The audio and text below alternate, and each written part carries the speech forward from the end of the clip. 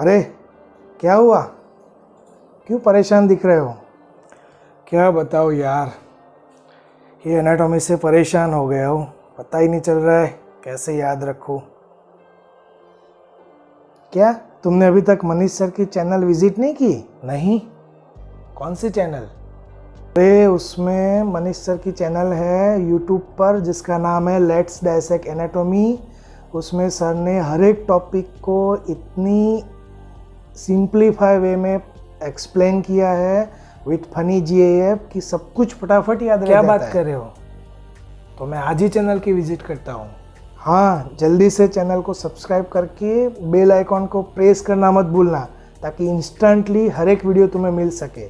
और तुम्हारे जैसे जितने भी लोग हैं उनको भी बोल देना कि सब्सक्राइब करें, ताकि उनकी भी हेल्प हो सके। नहीं, मैं आज ही चैनल को सब्सक्राइब करता हूँ और बेल आइकन को प्रेस कर देता हूँ। और मेरे जैसे जितने भी परेशान हैं एनाटॉमी से, सबको बताता हूँ। थैंक्स यार, थैंक यू वेरी मच। 50 रुपया कट ओवर एक्टिंग की वजह से।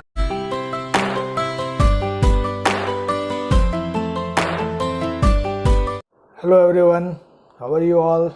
Welcome back to my channel Let's Dissect Anatomy. In the initial part, what was you have seen, it is just a small attempt of acting. Hope you all enjoy that and also will not scold me for that. Okay, so today we are going to discuss the side of the neck, in which we will going to discuss the most important topic.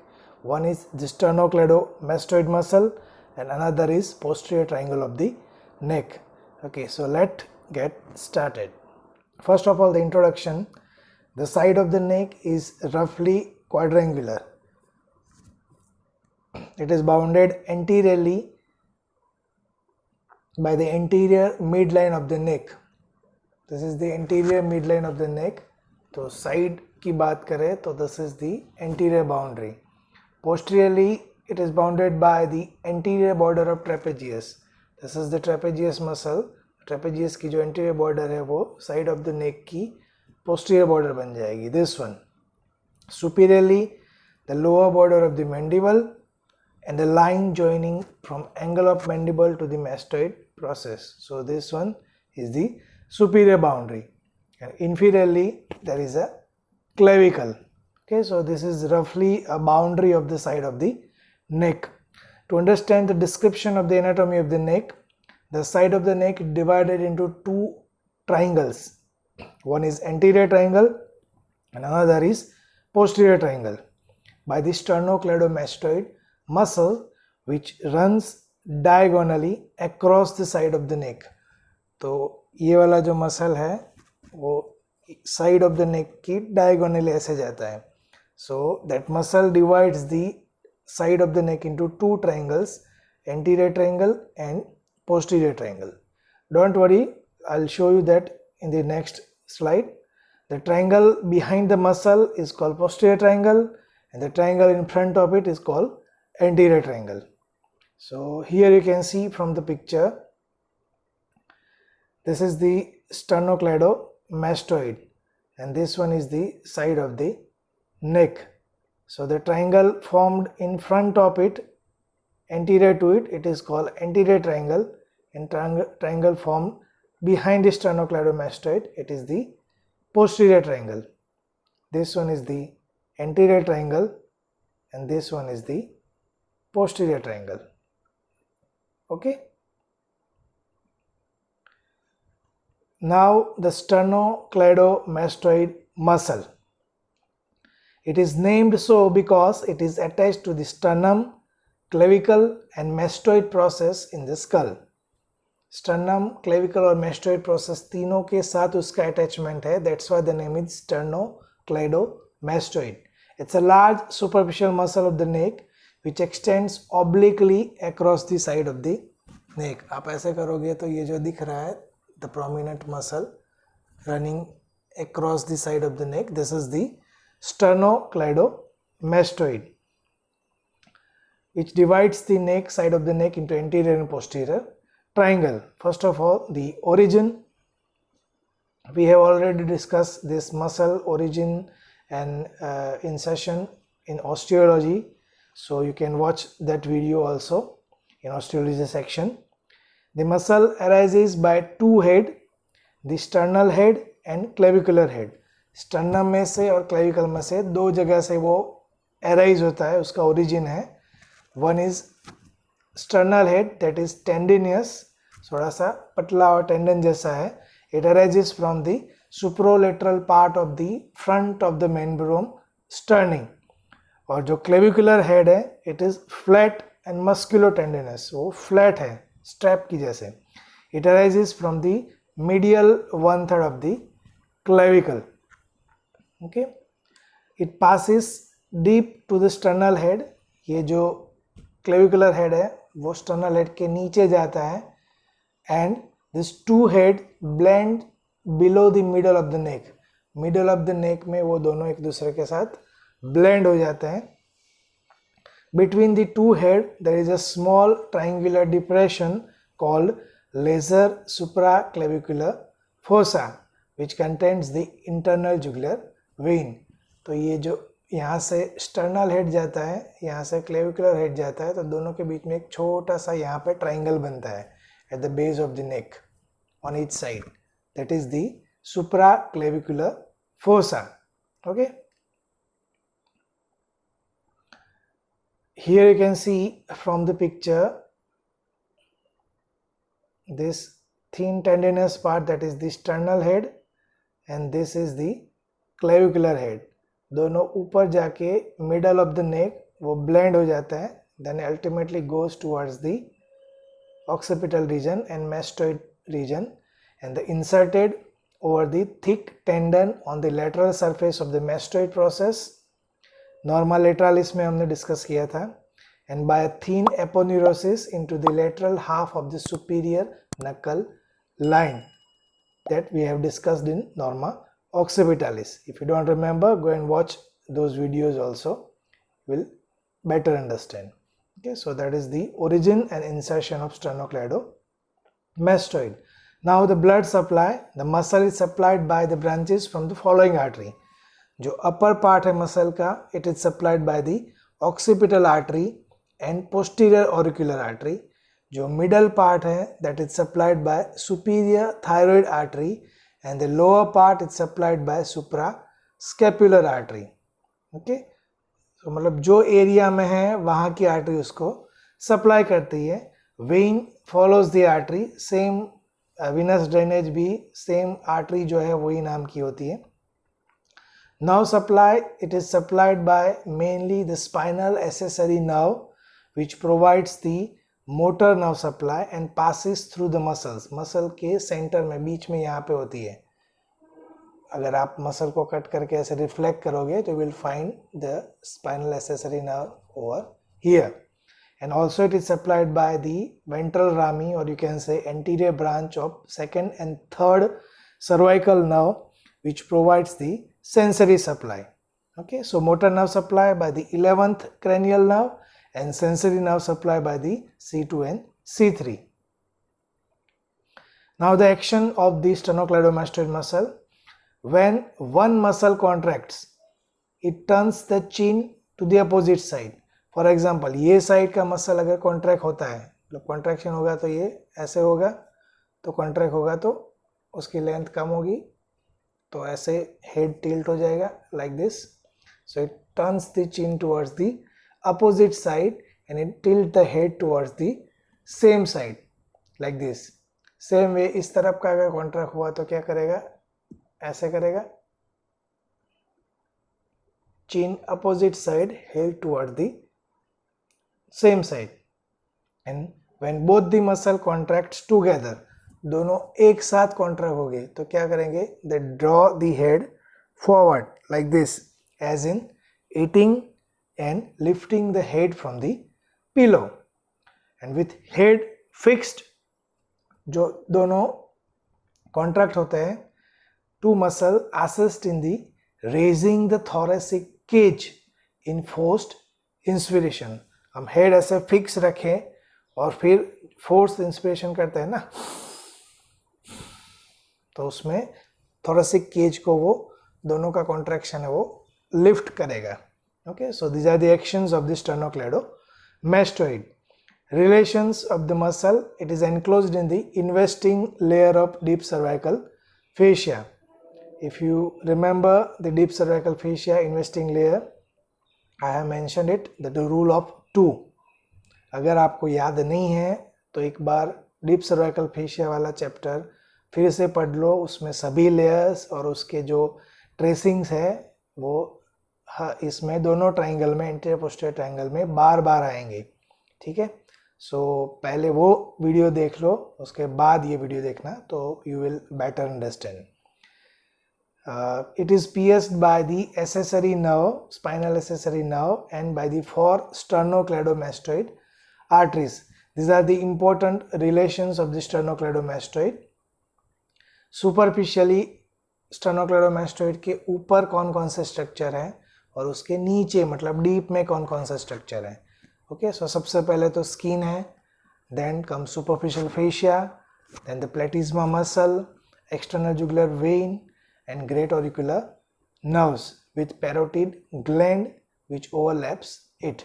So these are the structures situated in the superficial part of the sternocleidomastoid. अब उसके नीचे deep में कौन कौन सा है, तो mastoid process above, यहाँ पे उसका अटैचमेंट है तो mastoid process उसके नीचे होगी, और नीचे sternoclavicular joint है, sternum और clavicle में से अराइज होता है तो वो नीचे होंगे.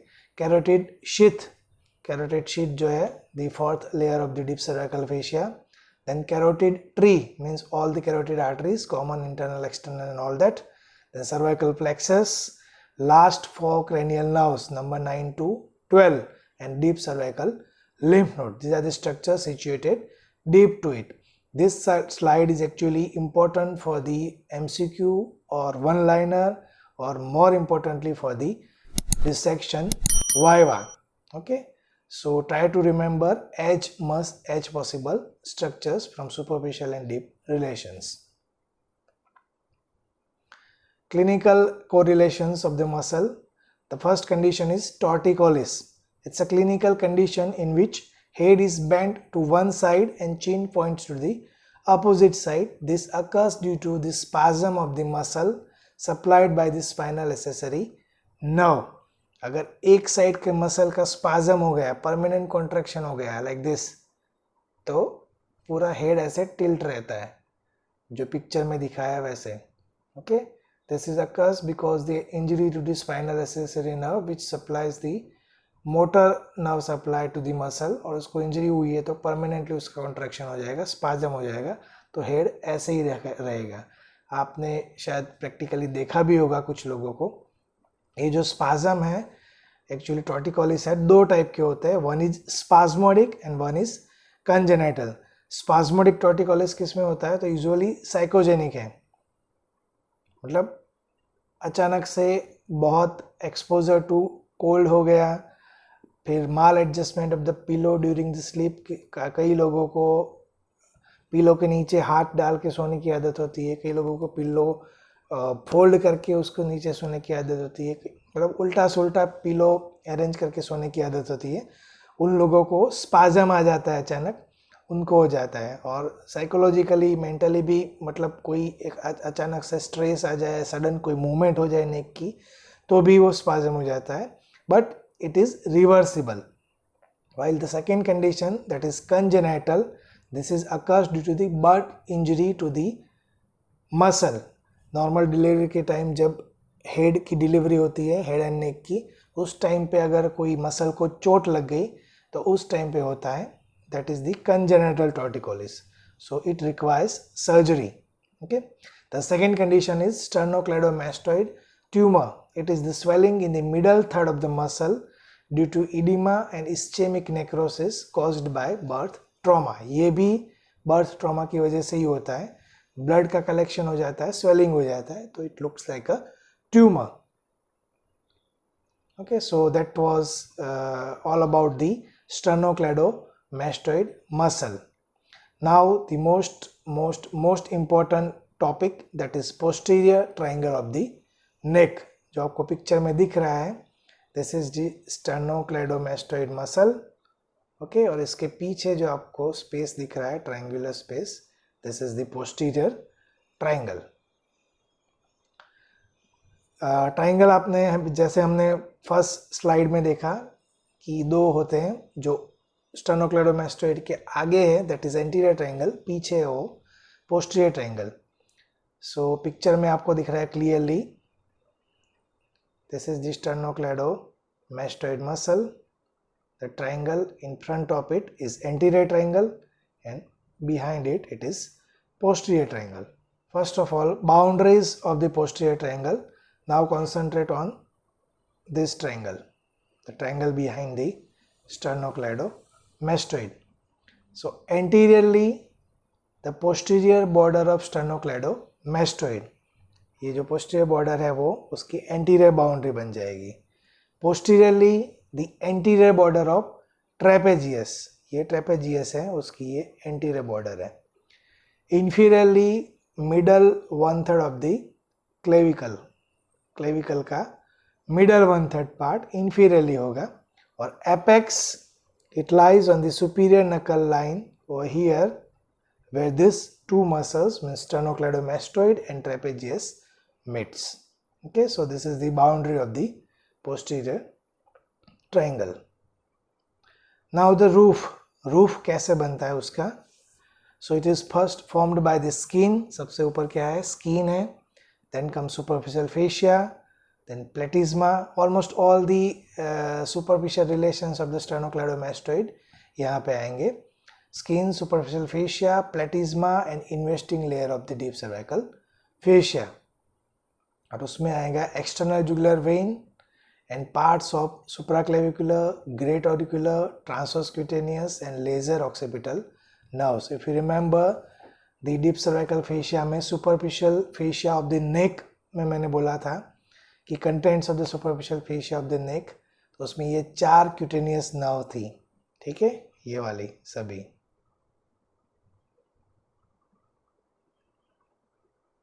So these are the contents of the roof. Now the floor, muscle का नीचे का ट्राइंगल का नीचे का फ्लोर कैसे बनता है? The floor is formed by the prevertebral layer of the deep cervical fascia. If you remember that chapter of deep cervical fascia, the roof is formed by the investing layer while floor of the triangle is formed by the prevertebral layer. I'm again repeating, वो वाला chapter आप पहले एक बार video देख लो, उसके बाद ही इसको देखो तो आपको अच्छी तरीके से समझ में आएगा. Okay, so the following muscles are present from above to downwards. यहाँ पे डायग्राम में अलग अलग कलर से उसको दिखाया गया है. फ्रॉम टॉप टू बॉटम, सबसे पहले जो ऑरेंज कलर का है that is semispinalis capitis. उसके नीचे the green colour one, it is splenius capitis. Yellow वाला लिवेटस कैप्यूली एंड पर्पल वाला scalenus medius. And scalenus anterior में और मे नॉट बी प्रेजेंट. जो आपको ब्लू कलर का दिख रहा है वो हो भी सकता है, नहीं भी हो सकता है, but first four are always present. So these are the muscle forming the floor of the posterior triangle. Subdivision of the posterior triangle, दो पार्ट होते हैं पोस्टीरियर ट्राइंगल के by inferior belly of omohyoid muscle. तो यहाँ पे आपको दिख रहा है this one, this is the inferior belly of omohyoid. So उसकी वजह से आप देखो दो पार्ट बन जाता है ट्राइंगल के, ये ऊपर वाला और ये छोटा सा नीचे वाला. सो it subdivide the triangle into large occipital triangle above and small supraclavicular triangle below. So these are the subdivisions of the triangle. Now the contents of the posterior triangle. First of all, the arteries, total 4 arteries are seen in this triangle. The third part of subclavian artery, here you can see this is the third part of the subclavian artery. Then comes superficial cervical artery, ये वाली जो है superficial cervical which is a branch of thyrocervical trunk. Then suprascapular artery which is the branch of first part of subclavian artery, उसके जो नीचे है, and the fourth one, this is the occipital artery. So these are the 4 arteries present in the triangle. Veins कौन सी है? तो only one vein is there, that is external jugular vein. उसका formation कैसे होता है? posterior auricular vein और occipital vein दोनों मिलके external jugular vein बनाते हैं और फिर वो ultimately drain करती है subclavian vein में, और before ending it gives 3 tributaries, 1, 2 and 3. They are transverse cervical, suprascapular and anterior jugular. So these are the 3 tributaries before it terminates. Arteries हो गई, veins हो गई. Now the nerves. कौन कौन सी nerves रहती है triangle में? So branches of cervical plexus, जो 4 बोला था हमने, cutaneous nerves, lesser occipital, greater auricular, transverse cutaneous and supraclavicular, जो आपको पिक्चर में दिख रही है. Apart from this, the main nerve that is present in posterior triangle is spinal accessory nerve, the 11th cranial nerve. Then comes 3 trunks of brachial plexus, जो नीचे आपको दिख रहे हैं, ये वाले, and small nerves for each muscles, now to subclavius, now to trapezius, now to levator scapulae, rhomboideus and etc. So dissection में आपको ये सारी nerves में से खाली एक nerve दिखने के chances है, that is the spinal accessory nerve, cranial nerve number 11. और थोड़ा सा deep dissection करोगे clavicle को कट करके, तो आपको brachial plexus के ये तीनों trunk भी दिख सकते हैं. ठीक है, क्यूटेनियस नर्व्स और स्मॉलर नर्व्स हो नहीं दिखेगी. This is just a summary of content. कौन कौन सी नर्व्स है, वेन्स है, आर्टरीज है, लिम्फ नोड्स है. So this slide is just for the quick revision of the contents of the posterior triangle. Clinical correlations or applied anatomy related to this posterior triangle. So pus collected in the posterior triangle dip to the facial carpet or floor due to the tubercular cervical vertebrae may track downward and laterally along the axillary sheath to first appear in the axilla or even in the arm. If you remember the deep cervical fascia video, उसमें बोला था कि prevertebral layer जो है वो posterior triangle का floor बना के एक्सटेंड होता है कहाँ तक? एक्जिला तक, आर्म पिट तक, एक्सिलरी शीथ बनाता है. तो एनी ट्यूबरकुलोसिस और infection of the spine over here will cause infection in the posterior triangle and can spread up to the axilla. ठीक है, फिर से बोल रहा हूँ कि पहले वो वीडियो देखो, उसके बाद ही ये वीडियो देखो. The most common cause of swelling in the posterior triangle is due to enlargement of the lymph nodes. The supraclavicular lymph nodes are commonly involved and are enlarged in TB or malignancy of the chest or breast or arm or etc. तो दूसरा जो important cause है enlargement of swelling का posterior triangle में, that is enlargement of the lymph nodes. Okay, so that's it about the posterior triangle. So 2 important topics from this chapter, sternocleidomastoid and posterior triangle. So hope you like this video. If you like the video, hit the like button, subscribe the channel and press the bell icon, and don't forget to share it to your friends. So see you in the next video. Till then, goodbye. Thank you.